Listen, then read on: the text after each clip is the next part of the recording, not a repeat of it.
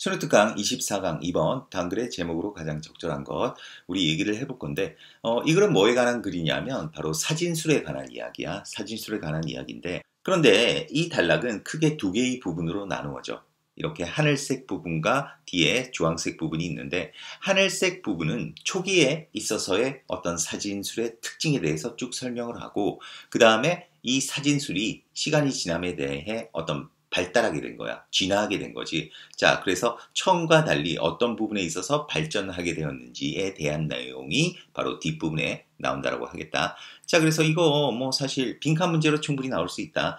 핵심적인 부분들은 선생님이 이렇게 표시를 해놨지. 이렇게 하늘색 형광펜과 핑크색 형광펜으로 표시를 했는데 그런 부분들에 있어서는 빈칸 문제 충분히 나올 수 있고 그리고 this 같은 경우는 문장 넣기 괜찮아. 여기에 좀 집중을 하면서 봤으면 좋겠다. 일단 크게 단락이 이렇게 두 부분으로 나눠진다는 거 생각을 하면서 한번 따라가 보도록 합시다. 자, although 비록 그들이 내적으로 그러니까 본질적으로 조직되어진다 할지라도 그 기계에 의해 바로 그게 뭐야? 바로 카메라에 의해 조직되어진다. 이 얘기는 만들어진다 할지라도 초기 사진들은 resemble 닮았습니다.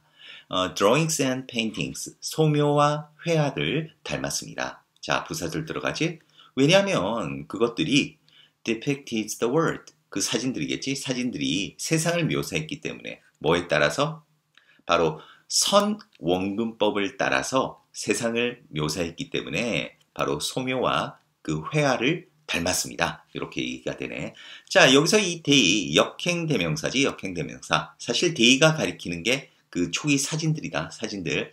자, 주절에 이렇게 사진들이 있다 보니까 이거는 이제 부사절에 속하다 보니까 이렇게 실제적으로 어순상으로는 미리 온 것 같이 보이지만은 부사절은 중요한 정보가 아니잖니. 그래서 이렇게 대명사, 역행대명사를 썼다는 거 참고로 알도록 하자. 어쨌든 they가 사진이야.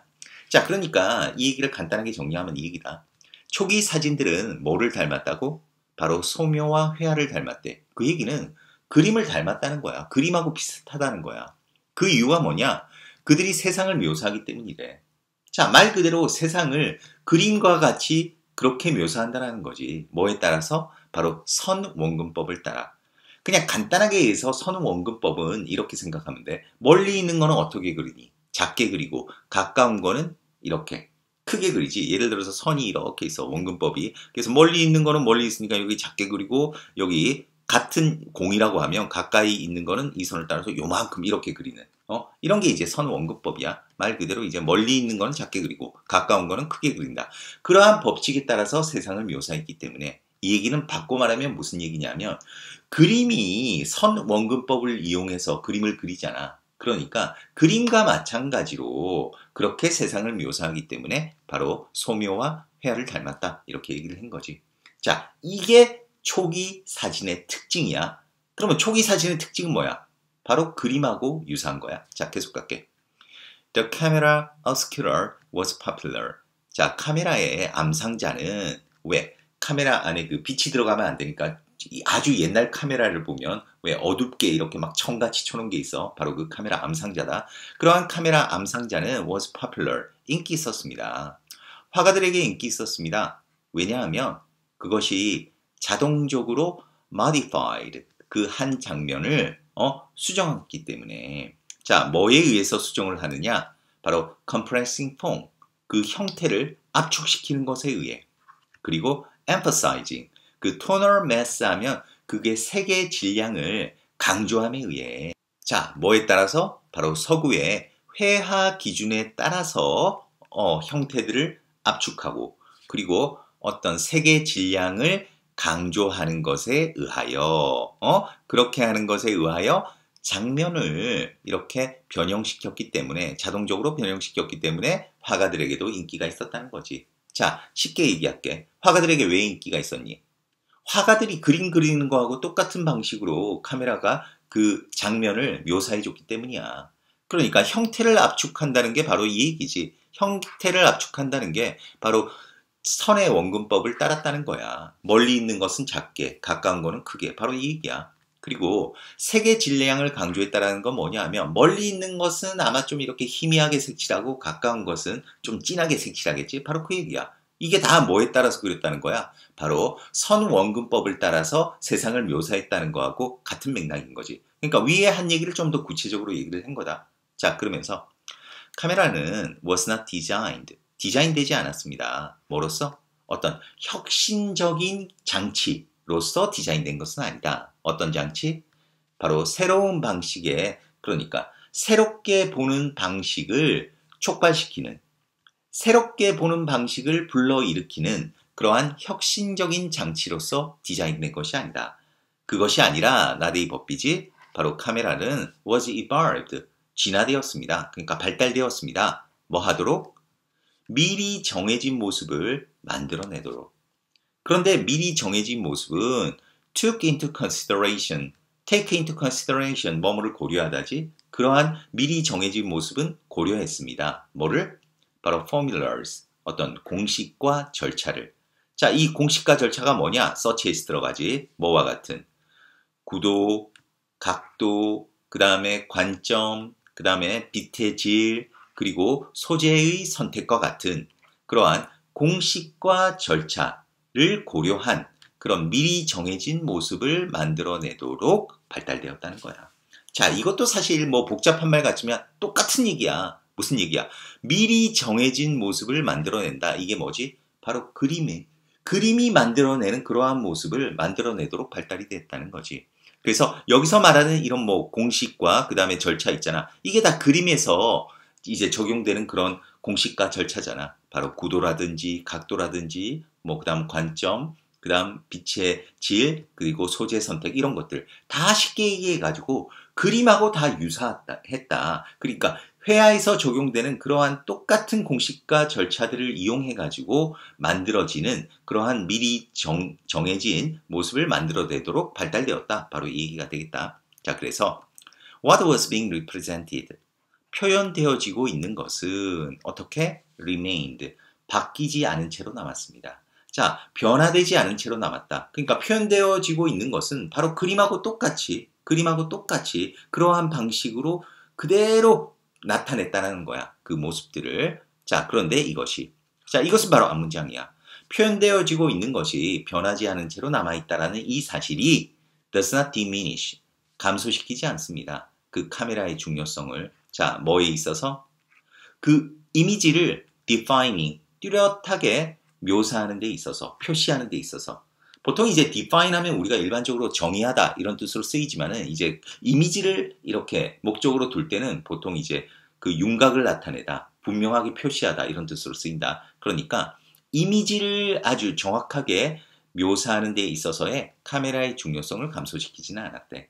그러니까 이 얘기는 무슨 얘기냐면 지금 표현되어지고 있는 것을 변하지 않은 채로 그대로 남아 있었다. 이것은 뭐야? 그림에서 했던 거야. 그림이 예전부터 해오던 거야. 그런데 그림에서 예전에부터 해오던 것을 했다라고 해서 이것이 그 카메라의 중요성을 감소시키지는 않는다는 거야. 어떤 점에 있어서? 바로 이미지를 바로 정확하게 표시하는 데 있어서, 이미지를 정확하게 나타내는 데 있어서. 그렇잖아. 야, 카메라는 이미지를 있는 그대로 표시해 주잖아. 그런 부분에서 그림하고는 또 다른 그런 중요성을 그대로 가졌다는 거지. 자, 어쨌든 지금까지 얘기가 무슨 얘기야? 바로 카메라, 초기 카메라에 의해 만들어진 그러한 사진들은 뭐했다? 바로 그림과 거의 유사했다. 이 얘기를 계속 한 거야. 자, 그러면서 이제 논지가 싹 바뀐다. As with most inventions, 대부분의 발명품들이 그런 것과 마찬가지로 이렇게 되지. Unforeseen, 예측되지 않은 사이드 이펙트, 뜻밖의 결과들이, 보통 사이드 이펙트 하면 부작용으로 이렇게 많이 쓰이는데 여기서는 뜻밖의 결과야. 그러니까 예측되지 않았던 그런 뜻밖의 결과가 바로 의도치 않은 변화를 만들어냈습니다. 그러니까 원래 예측하고 이렇게 했던 것은 아닌데 카메라들을 막 이렇게 활용을 하다 보니까 의도치 못했던 변화가 만들어졌다는 거지. 자, 그게 무슨 얘기냐? As image makers, 이미지를 만들어내는 사람들이 더 정교해짐에 따라 그들은 일상적으로 사용했습니다. 어떤 특정한 카메라와 렌즈를 사용했습니다. 자, 뭐 하기 위해서? 바로 이미지를 형성하기 위해서. 그리고 지식이 있는 그런 관람자들은 can often trace, 종종 추적할 수 있습니다. 그 연관성을. 카메라 렌즈와 그 결과 만들어지는 그 사진 사이의 연관성을 추적할 수 있습니다. 자, 이게 무슨 말인지 알겠니? 해석은 했는데 너희들이 이게 카메라를 조금만 좀 아는 학생들이면 쉽게 이해할 수 있는 이야기인데 그럼 간단하게 얘기해 볼게. 이게 무슨 얘기냐? 예상치 못한 뜻밖의 결과가 의도치 못한 변화를 만들어냈다는데 그게 무슨 얘기냐면 자, 위에서는 지금 무슨 얘기를 했지? 카메라는 회화에서와 똑같이 눈에 보이는 그대로의 모습만을 이제 나타낸 거야. 알겠지? 딱 선원근법에 따라서 딱 그대로의 모습을 나타낸 거지. 그런데 여기서 뭐라고 했어? 그들은 일상적으로 어떤 특정한 카메라와 렌즈를 사용한다는 거지. 이미지를 어떻게? shape, 형성하기 위해서. 그러면 이게 무슨 말이냐? 아까는 새롭게 이미지를 형성하는 게 아닌 거야. 무슨 얘기야? 있는 이미지를 그냥 그대로 보여주는 거야. 이전에는. 그런데 이제는 기술이 발달해서 이미지를 형성한대. 자, 이 얘기가 무슨 얘기인지 간단하게 얘기할게. 너희가 DSLR을 좀 사용하는 사람들이라면 좀 알 수 있을 텐데 그러니까 렌즈 교환식 카메라를 쓰잖아. 그러면 렌즈가 아주 다양해. 렌즈. 그래서 렌즈가 이제 보통 막 렌즈 구경이 다 틀리거든. 근데 렌즈에 있어서 가장 기본이 되는 것을 50mm 렌즈라 그래. 이 50mm 렌즈가 쉽게 얘기해 가지고 우리 사람이 사람 눈에 보이는 바로 그것과 가장 유사한 렌즈가 50mm라고 하는 거야. 그러면 여기서 이제 렌즈가 예를 들어서 막 100mm가 있고 막 예를 들어서 24mm가 있고 막 이렇게 렌즈가 차이가 나잖아. 그러면 이 24mm 렌즈는 무슨 렌즈라고 하냐면 너희들이 왜 요즘 휴대폰에 이제 광각 렌즈 많이 들어봤잖아. 광각 렌즈. 그러니까 어떻게 되지? 뒤에 배경을 훨씬 더 많이 잡아내지. 바로 내려가면 그렇게 되는 거야. 광각이 되고 위로 올라가면 무슨 렌즈가 되냐면 망원 렌즈가 되는 거야. 그러니까 50mm 렌즈에서는 우리 사람의 눈하고 똑같다. 사람의 눈이 보는 거하고 똑같은 거야. 사람의 눈이 보는 거하고 똑같은데 망원으로 가게 되면 사람 눈이 보는 것보다 훨씬 더 그 뒤에 배경이 좁아지는 거야. 알겠지? 근데 광각은 어떻게 되냐면 우리 눈으로 보는 것보다 훨씬 더 넓은 범위를 그러니까 훨씬 더 넓은 범위의 배경을 잡아내는 거야. 바로 시야에. 그지? 그러니까 이 얘기는 무슨 얘기냐면 예를 들어서 사진을 50mm로 찍었을 때 사진과 그 다음에 광각으로 찍었을 때와 망원으로 찍었을 때 어때?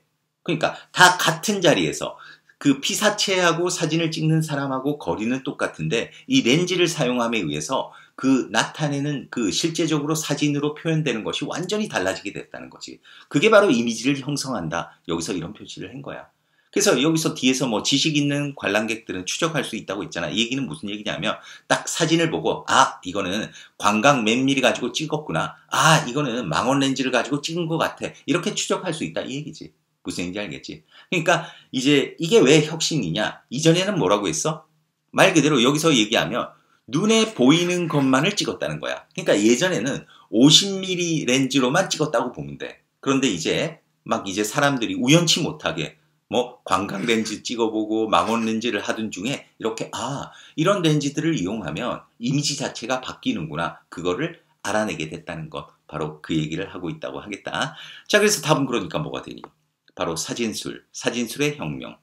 capturing, 포착하는 거에서부터 이미지를 형성하는 데까지. 바로 그 얘기지. 포착했다라는 거는 바로 50mm 렌즈로 봤던 것과 같이 눈에 보이는 것만 포착을 했는데 이제는 이런 다양한 렌즈들, 카메라를 이용해 가지고 그 작가의 의도에 맞게 그 이미지를 이제 새롭게 새로운 이미지들을 만들어낼 수 있게 되었다. 이렇게 정리하면 되겠습니다. 자, 그래서 2번은 이 정도에서 정리하겠는데 이거 변형 문제로 미리 얘기를 하면 선생님이 얘기했잖아요. 지금 표시했잖아. 이런 부분들에 있어서 빈칸 문제 대비 잘했으면 좋겠고 그리고 이 글도 어휘 문제 충분히 나올 수 있다. 어휘 문제 얼핏 봐도 지금 많이 나오지? 접두사 이용한 거 예를 들어서 뭐 unforeseen 여기서 only see 같은 경우도 이제 여기 불러일으키다 촉발하다 이랬는데 only see에서 on이 빠지면 어떻게 되는 거야? 이게 leash 하면 속박하다 이런 뜻이야. 그래서 이런 부분도 접두사 이용한 부분들 이렇게 나와 있지.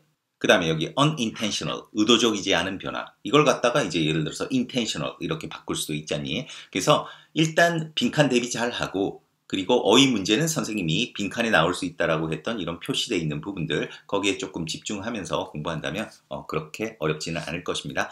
일단 전체적인 이 흐름 그리고 이 글이 뭐에 관한 글인지를 크게 이제 전체적으로 좀 파악하고 있으면 어떤 유형의 변형 문제가 나오라도 잘 대처할 수 있을 거라고 생각합니다. 자, 그럼 2번 여기서 마무리하겠습니다. 수고했습니다.